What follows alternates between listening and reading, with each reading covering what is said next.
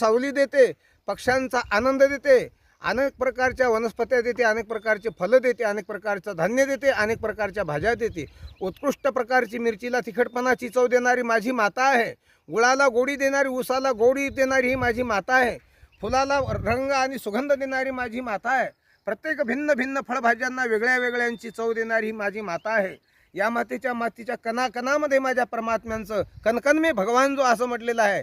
याच मातीच्या पवित्र मातीच्या पुतळ्याला आम्ही लक्ष्मी करून मांडतो आणि तिचं संपूर्ण भारतभर लक्ष्मी मातीची पूजा करतो. ही भारत माझा प्रत्यक्षात लक्ष्मी आहे.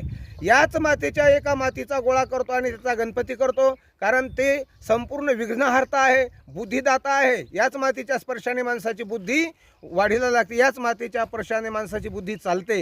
ही माता याच मातीच्या एका पवित्र अशा असणाऱ्या एका पुतळ्यांचं आम्ही आणि हे करतो. अनेक देवदेवतांना जन्म देणारी हिच्यापासूनच गाडगा आहे, हिच्यापासून मडका आहे. ज्या मडक्यापासून आम्हाला पहिल्या मडक्यामध्ये आम्हाला स्नान घातलेलं आहे, दुसऱ्या मडक्यामध्ये आमच्या वारकरी साधू संतांनी काला केलेला आहे. तो काला आमच्या कृष्ण परमात्मा आणि द्वापार युगामध्ये, कारण शिंके लांबविले दुरी अनाधी कालामध्ये मातीचा वापर करून त्या मातीच्या वापरामध्ये गाई म्हशीच्या दुधाला तापवत असताना काही ऊर्जा देणारी काळी माता आहे, भूमाता आहे. यातूनच सुंदर असं दुधाला ऊर्जा मिळायची. त्याच्यातून तुपाचा जन्म होण्यासाठी दही सुद्धा हिच्यामध्ये शांती, हिच्यामध्ये क्रांती आणि हिच्यामध्ये सर्व सुखाची विश्रांती आहे. अशी विश्रांती देणारी ही कृषी माता आहे. म्हणून भारत माझा कृषी प्रधान देश आहे. मी सर्व शेतकऱ्यांना आवाहन करू इच्छितो की मायबाप हो, आपल्या शेतामध्ये एक सुंदर अशी बैलजोडी असणं महत्त्वाची आहे. आपल्या खुट्यावरती एक गाय असणं महत्त्वाची आहे. आणि काळी मातेला पायातील वाहन काढून प्रत्येक शेतकऱ्याने नमन केलं पाहिजे.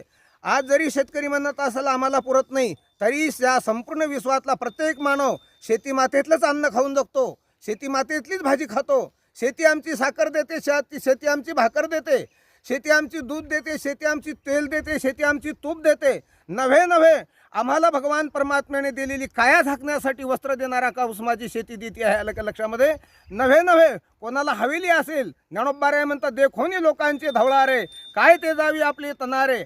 अरे सामान्य माणसाला काही जर नसेल ना, तर तो माणूस या शेतातल्या 4 लाकडं तोडतो आणि शेती मातेतील 4 पेंढ्या गवत कापून सुंदर अशी झोपडी मानतो. अनेक युगापर्यंत झोपड्यांची, आजही झोपड्यांची मोठी किंमत आहे.